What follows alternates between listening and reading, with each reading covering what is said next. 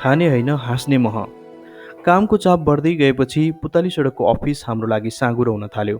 लगत्तै हामीले माइती घर स्थित पारस पराजुलीको घरका 2 कोठा भाडामा लिएर अफिस सार्यौँ। अहिले माइतीघर मण्डला रहेकै ठाउँमा पारसको घर थियो। हामीले अफिसको ढोकामाथि महसञ्चार लेखिएको साइनबोर्ड झुन्ड्यायौँ। साइनबोर्डमा महसञ्चार लेखिएको देखेर बेला बेलामा मान्छे माहुरीको मह बेच्ने वा माहुरी पालन सम्बन्धी सेवा दिने संस्था होला भन्ठानेर अनेक कुरा सोध्न आउँथे। मह भनेको मदन कृष्ण र हरिवंश हो भन्ने थाहा पाएपछि खाने मह होइन हाँस्ने मह रहेछ भन्दै हाँस्दै हाँस्दै फर्किन्थे। त्यस्तै 2042 सालमा अफिस खोले लगत्तै घरेलु उद्योगमा दर्ता गर्न जाँदा पनि त्यहाँका एक कर्मचारीले हामीसँग मह उत्पादन सम्बन्धी संस्था भन्ठानेर एउटा माउरीको घार माग्न खोजेका थिए। उनको कुरा सुनेर अफिसका अन्य कर्मचारी गलल्ल हाँसेका थिए। आफ्नै अफिस भएपछि हामीलाई धेरै कुरामा सजिलो भयो। कसैले कहाँ काम गर्छौ, कुन अफिसमा काम गर्छौ भनेर सोद्धा अफिस छैन भनेर लुरुक्क पर्नु परेन।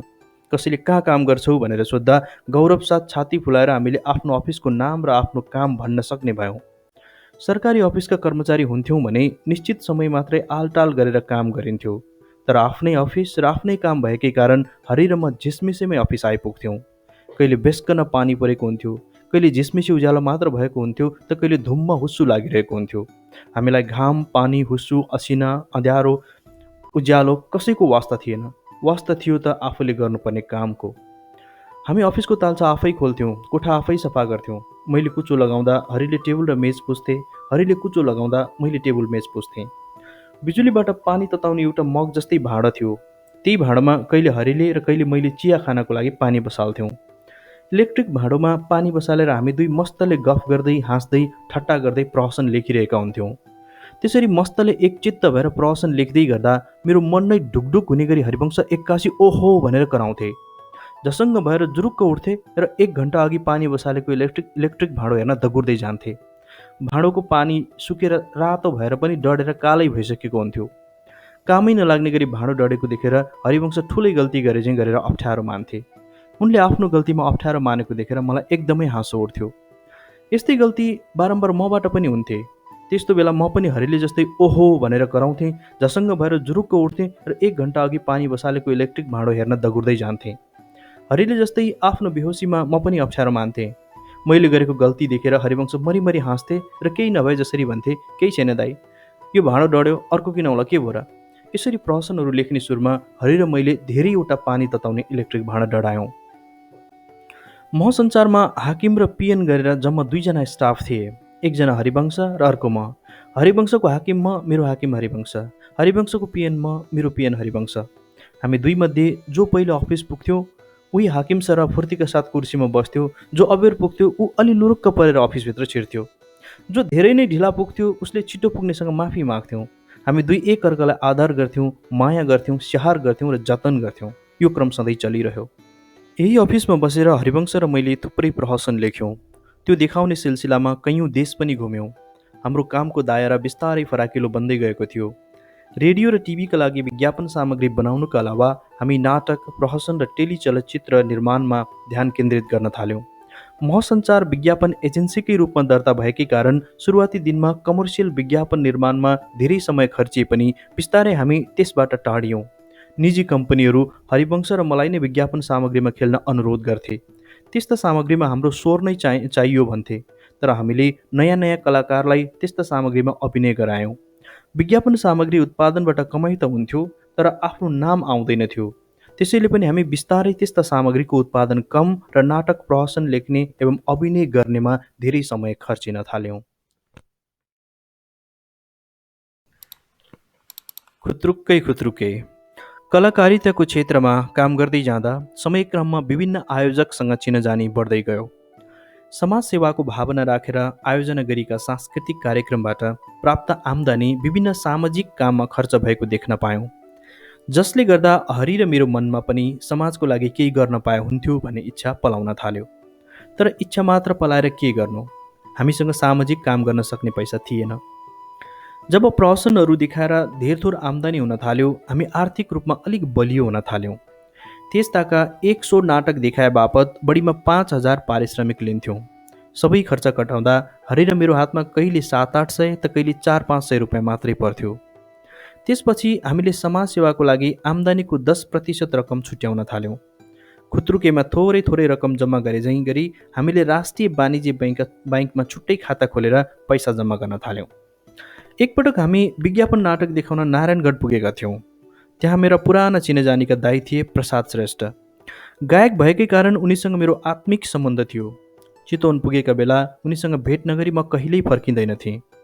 स्थानीय कलाकार लक्ष्मीनारायण हलवाई, हरिवंश र म चिया पिउँदै उनीसँग गफिरहेका थियौँ। त्यसताका काठमाडौँ, पोखरा, वीरगञ्ज, विराटनगर र भैरह बाहेकका सहरमा नाटक देखाउन मिल्ने गतिला हल थिएनन्। आयोजकले आफ्नो सहरका फिल्म हल भाडामा लिन्थे र त्यसैमा हामीले जेनतेन सांस्कृतिक कार्यक्रम देखाउँथ्यौँ। त्यो पनि बिहान, दिउँसो र बेलुकाको तीनवटै सो सकाएपछि मात्रै हल भाडामा पाइन्थ्यो। प्राय अन्तिम सोको फिल्म टिकट बापतको सबै पैसा तिरेर आयोजकले फिल्म हल भाडामा लिन्थे। यस्तै कुरा गरिरहेको बेला प्रसाद दाइले मलाई बीचमै रोकेर भने, हल त यहाँ नारायणगढमा पनि छैन, तर राम्रा राम्रा कलाकार चाहिँ धेरै छन्। त्यसैले हामीले सबैसँग धेर थोर चन्दा उठाएर नारायणी कला मन्दिरको लागि भवन बनाउँदैछौँ। उनले त्यस्तो भवन करिब करिब तयार भइसकेको तर रङ्गमञ्चको निम्ति ठुलो पर्दा राख्न बाँकी रहेको र त्यसको लागि दाता खोजिरहेको बताए। हरि र मैले हत्ता नपत्ता सोध्यौँ, त्यस्तो पर्दा राख्न कति पैसा लाग्छ? दाइले मखमलको पर्दा राख्न करिब 10,000 रुपियाँ लाग्ने बताए। त्यति बेलासम्म हाम्रो खुत्रुके खातामा 7,500 जम्मा भइसकेको थियो। 2,500 रुपियाँ मात्रै थप्दा पर्दा किन्नको लागि आवश्यक रकम पुगिहाल्थ्यो। हरिवंश र मैले आँखाले सल्लाह गऱ्यौँ। मैले हरिलाई हेरेर आँखा सन्काएँ। हरिले सहमति जनाउँदै सुस्तरी टाउको हल्लाए। लगत्तै हामीले भन्यौँ, लौ दाइ, रङ्गमञ्चको पर्दा हाम्रो तर्फबाट भयो। हाम्रो निर्णय सुनेर प्रसाद दाइ र लक्ष्मी दाइ छक्क पर्दै खुसी भए। विभिन्न सहरमा कार्यक्रम सकेर काठमाडौँ फर्के लगत्तै हामीले वेलभेटको बाक्लो पर्दा किनेर पठाइदियौँ। हामीले आर्जेको पैसाबाट समाजसेवाको नाममा गरेको यो नै पहिलो काम थियो। नारायणी कला मन्दिरमा कुनै पनि कार्यक्रम या समारोह हुँदा रङ्गमञ्चको पर्दा खुल्दा र बन्द गर्दा दर्शकले हामीलाई एकदमै सम्झिन्छन् रे भनेर नारायणगढका साथीहरूले कैयौँ वर्षसम्म सुनाइरहन्थे। यस्तो खबर सुन्दा हामीलाई साह्रै आनन्द आउँथ्यो। नारायणी कला मन्दिर 25 वर्ष पुरा भएको अवसरमा आयोजित रजत जयन्ती समारोहमा हामीलाई पनि बोलाइएको थियो। त्यही पुरानो सहयोगलाई सम्झिँदै कला मन्दिरले उक्त समारोहमा हामीलाई विशेष सम्मान गर्यो। नारायणी कला मन्दिरलाई पर्दा दिएको केही महिना लगत्तै साप्ताहिक विमर्शका प्रधान सम्पादक पदम ठकुराठीलाई घरमै अज्ञात बन्दुकधारीले टाउकोमा गोली प्रहार गरे। यो 2043 भदौ 20 गतेको घटना थियो। ठकुराठीजी जस्तो गिने चुनेको पत्रकारलाई गोली प्रहार गरेको घटनाले देशभर खैलाबैला मचियो। उपचारको लागि ठकुराठीलाई वीर अस्पताल पुर्याएको थियो। अस्पताल बाहिर हजारौँ मान्छे जम्मा भएका थिए। कडा सुरक्षा व्यवस्थालाई छिचोल्दै हरिवंश र म ठकुराठीलाई हेर्न अस्पतालभित्रै पुग्यौँ। ठकुराठीजी हल्न चल भएर पीडादायक स्वरमा कराइरहेका थिए। दिउँसो सिंहदरबारको मूल गेट छेउैमा रहेको कृषि आयोजना सेवा केन्द्र एप्रोक्सको सभाकक्षमा पत्रकारहरूले ठकुराठी गोलीकाण्डको भत्सना गर्न कार्यक्रम आयोजना गरेका थिए। हलमा पत्रकार, साहित्यकार, स्तम्भकार लगायत थुप्रै गिनेचुनेका मान्छेको भिडमा हामी पनि मिसिएका थियौँ। कार्यक्रममा विभिन्न वक्ताले ठकुराठीजीलाई गोली हानी मार्न खोजिएको भन्दै आक्रोशपूर्ण स्वरमा भत्सना गरिरहेका थिए। हरि र म हलको एक छेउमा बसेर सानो स्वरमा सल्लाह गर्न थाल्यौँ। ठकुराठीको अवस्था एकदमै चिन्ताजनक छ। सबै वक्ता भत्सना र आक्रोशका कुरा मात्रै व्यक्त गरिरहेका छन्। उपचार सम्बन्धी कुरा आइरहेको छैन। हामीले ठकुराठीको उपचारको लागि 10,000 रुपियाँ जति सहयोग गरौँ भन्ने निर्णय गर्यौँ। सोही कार्यक्रममा हरि र मैले मञ्चबाट गोली हानिएकोमा खेद व्यक्त गर्दै यो अवस्थामा सबैभन्दा पहिले ठकुराठीको स्वास्थ्य लाभको लागि उपचारतर्फ ध्यान दिन जरुरी भएको बतायौँ। यसका लागि हामी दुईका तर्फबाट 10,000 रुपियाँ सहयोग दिने निर्णय गरेको छौँ भनेर सुनायौँ। कसैको अनुरोध बिना हामीले 10,000 रुपियाँ दिने खबर सुनाउँदा त्यहाँ भेला भएको सबैजना खुसी भए र धेरै बेरसम्म ताली बजाइरहे। त्यो लामो ताली हाम्रो जीवनको लागि ठुलो प्रेरणा र स्याबासी बनिरह्यो। एकैछिन अघिसम्मको खेद प्रस्तावको माहौल एकाएक उपचारको लागि खर्च सङ्कलन गर्ने काममा मोडियो। एकैछिनमा उपस्थित भएकाहरूले आफ्ना तर्फबाट कसैले 500, कसैले 1000, कसैले 1500 त कसैले 2000 रकम जम्मा गर्न थाले। थप उपचारको लागि ठकुराठीलाई बैङ्कक लगियो। यसरी सङ्कलन भएको रकमले उपचारको लागि खर्च मात्रै जुटाएन, सद्भावपूर्ण वातावरण समेत निर्माण गर्यो। केही महिनाको लामो उपचारपछि ठकुराठीजी बिसेक भएर फर्किएको खबर सुनेर हामीलाई औधी खुसी लाग्यो। यो घटनापछि पनि हामीले यस्तै प्रकृतिका आर्थिक सहयोग गर्ने कामलाई निरन्तर राख्यौँ। जनमानसमा एकातिर मदन कृष्ण हरिवंशहरू सहयोगी भावना भएका परोपकारी स्वभावका राम्रा कलाकार हुन् भन्ने छाप पर्न गयो। अर्का थरीले भने सहयोगै 10-10 हजार दिन सक्ने भनेपछि यिनीहरूले निकै पैसा कमाएको हुनुपर्छ भन्ने ठाने। त्यस ताका 10,000 रुपियाँ भन्नु सामान्य कुरा थिएन। त्यसो त हामीले मनग्गे पैसा कमाएकै कारण सहयोग गरेका थिएनौँ। पवित्र उद्देश्य राखेर सकी नसकी भए पनि सहयोग गरेका थियौँ। मनग्गे पैसा भएको र पैसा बाँड्न सक्ने कलाकार हुन् भन्ने छाप परेका कारण कोही कोही भेट्न आउँथे र भन्थे त्यहाँ एक ठाउँमा राम्रो 2 रोपनी जग्गा छ, सस्तोमा मिलाइदिन्छु, किन्ने हो? कोही भने 2 महिनाको भाका राख्दै पैसा सापटी माग्न आउँथे। कोही भने तिर्छु भनेर बाजा गर्दा पनि सापट दिएन भनेर रिसाएर फर्किन्थे। एक दिन धोबीधारा स्थित घरमै 8-9 जना मानिस हुल बाँधेर भेट्न आए। उनीहरू कुनै एउटा दुर्गम गाउँको स्कुलका शिक्षक र सञ्चालक समितिका सदस्य रहेछन्। सुरुमा उनीहरूले मलाई फुर्क्याउँदै भेट्दा खुसी लागेको बताए। तपाईँहरू महान हुनुहुन्छ, देशका गहना हुनुहुन्छ भन्दै अनेक प्रशंसा सुनाउँदै भने, तपाईँहरूले त फलाना फलाना ठाउँमा सहयोग गर्नुभएको छ, निकै राम्रो काम गर्नुभयो। हामी पनि एउटा स्कुलका तर्फबाट आएका हौँ। स्कुल बनाउने सबै काम पुरा भइसक्यो, अब खालि छाना छाउने काम मात्र बाँकी छ। त्यही छाना छाउन यहाँहरूका तर्फबाट जस्ता पाता सहयोग स्वरूप हालिदिनु पर्यो। हामीमाथि ठुलो भरोसा गरेर त्यति टाढादेखि आएको देखेर खुसी पनि लाग्यो, माया पनि लाग्यो। तर पैसा दिन नसक्ने आफ्नो अवस्था देख्दा आफैलाई दुःख लाग्यो। तैपनि कहीँ कतैबाट सहयोग दिन सकिन्छ कि भनेर मनमा नै हिसाब पनि गरेँ। तर त्यति बेला आर्थिक हिसाबले हामी सहयोग गर्न सक्ने अवस्थामै थिएनौँ। मैले सबै कुरा उनीहरूलाई सुनाएँ, तर उनीहरूले मेरो कुरा नपत्याए जसरी भने, होइन त्यसो नभन्नुहोस्, हामी तपाईँहरूप्रति कत्रो विश्वास गरेर आएका छौँ। मैले फेरि उही नसक्ने कुरा दोहोऱ्याएँ। उनीहरूले फेरि भने, होइन त्यसो नभनिदिनुहोस्। मैले फेरि आर्थिक हिसाबले सक्दै नसक्ने कुरा तेह्र्याएँ, तर उनीहरूले मेरो कुरा पत्याउँदै पत्याएनन् र कर गर्दै भने, होइन तपाईँहरूले दिनैपर्छ। मैले फेरि बुझाउन खोज्दै भने, होइन सक्ने भएको भए दिइहाल्थ्यौँ, नभएरै यस्तो भनेको हुँ। जति जति बुझाउन खोजे पनि उनीहरूले आफ्नो अडान छाडेनन्। 9-10 पटकसम्मै मैले छैन, सक्दैनौ भन्ने कुरा भनिरहेँ। मेरो अडान सुनेर एकजना मसँगै चर्को स्वरमा पड्किँदै भने, अब यो स्कुलको छाना तपाईँहरूबाटै राख्न लगाउने भनेर हामीले सञ्चालक समितिबाट पासै गरेर ल्याइसक्यौँ, के गर्ने त? त्यो तर्क सुनेर मैले हाँस्दै भने, तपाईँहरूले सञ्चालक समितिबाट पास गर्नु अघि हामीलाई सोध्नु भएको थियो। त्यसपछि भने उनीहरूले कुनै कुरा गरेनन् र निराश भएर फर्किए। यो घटनाले मलाई नमज्जा लागिरह्यो। यो कुरा मैले हरिवंशलाई पनि सुनाएँ।